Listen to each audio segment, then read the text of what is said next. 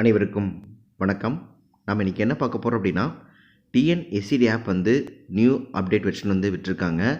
இந்த அப்டேட் வெர்ஷனில் பார்த்திங்க அப்படின்னா 3ஆம் பருவத்திற்கான தொகுத்தறி மதிப்பீடுக்கான மதிப்பெண்களை வந்து நம்ம உள்ளீடு செய்ய வேண்டும்.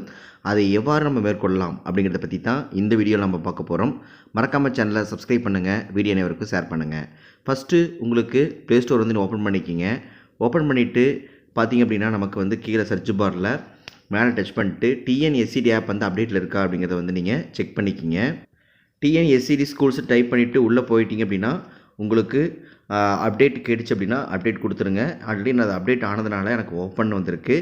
ஓப்பன் நீங்கள் கொடுத்துட்டீங்க அப்படின்னா டேரெக்டாக வந்து ஒவ்வொரு ஆசிரியருக்கும் 8 இலக்க யூசர் ஐடியும் 9 இலக்க பாஸ்வேர்ட் போட்டு நீங்கள் லாகின் பண்ணிக்கிங்க.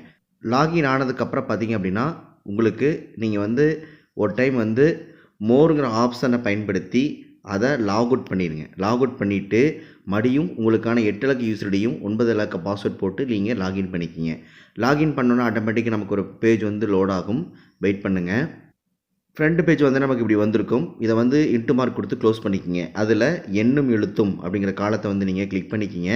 ஃபஸ்ட்டு கிளாஸ் ரூம் டீட்டெயில்ஸை வந்து கிளிக் பண்ணிக்கிங்க. கிளிக் பண்ணிவிட்டு இங்கிலீஷ் ஆர் தமிழை செலக்ட் பண்ணிவிட்டு நீங்கள் எடுக்கக்கூடிய வகுப்பு 1, 2, 3 இருந்துச்சு அப்படின்னா 1, 2, 3 செலக்ட் பண்ணிக்கிங்க.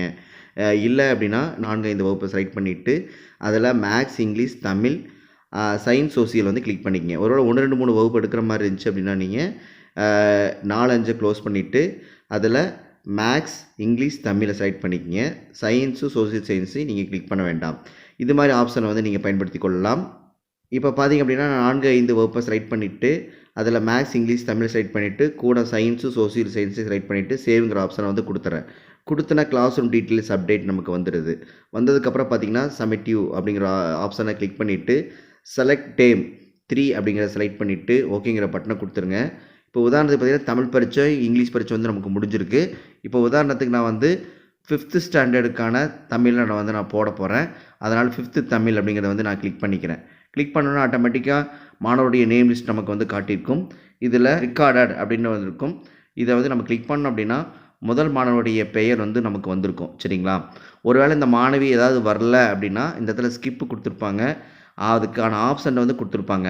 ஆப்ஷன் டுடேவா அல்லது லாங் ஆப்ஷனை கொடுத்துருப்பாங்க. இது மாதிரி ஏதாவது கேட்டகரியில் இருந்தாங்க அப்படின்னா இது நீங்கள் செலக்ட் பண்ணிக்கலாம். இல்லை அப்படின்னா நீங்கள் வந்து மார்க்கை வந்து நம்ம வந்து பதிவிடணும்.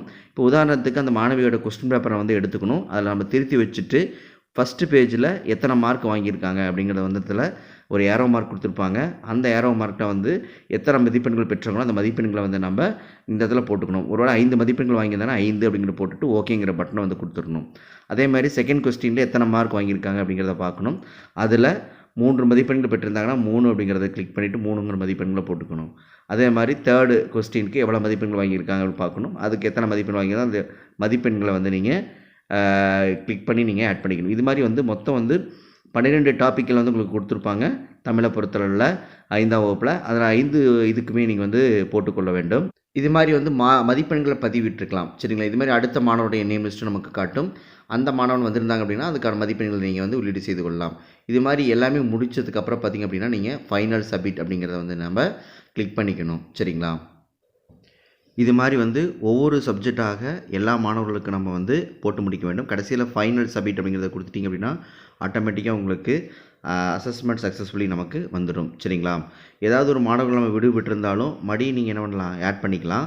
அதுக்கான ஆப்ஷன் வந்து கொடுத்துருக்காங்க. சரிங்களா? இப்போ வந்து நான் வந்து ஒரு மாணவனுக்கு ஆட் பண்ணல. பார்த்திங்கன்னா அந்த மாணவனுக்கு மட்டும் நாட் அசஸ்ன்னு வருது. திரும்பவும் நீங்கள் அந்த மாணவனுக்கு நீங்கள் கிளிக் பண்ணி கூட இந்த மாணவனுக்கு நீங்கள் வந்து ஆட் பண்ணிக்கலாம். அதுக்கான வழிமுறைகள் வந்து கொடுத்துருக்காங்க. அதனால் மறுபடியும் நீங்கள் ஆட் செய்தாலும் ஆட் செய்து கொள்ளலாம். சரிங்களா? இது மாதிரி நம்ம ஒவ்வொரு பாடத்திற்கும் எடுக்கப்பட்ட மதிப்பெண்கள் அதை வந்து நம்ம வந்து பதிவிட வேண்டும். இந்த காணொளி மிகவும் உங்களுக்கு பயனுள்ளதாக நினைக்கிறேன். மறக்காமல் சேனலை சப்ஸ்கிரைப் பண்ணுங்கள், வீடியோ அனைவருக்கும் ஷேர் பண்ணுங்கள். நன்றி, வணக்கம்.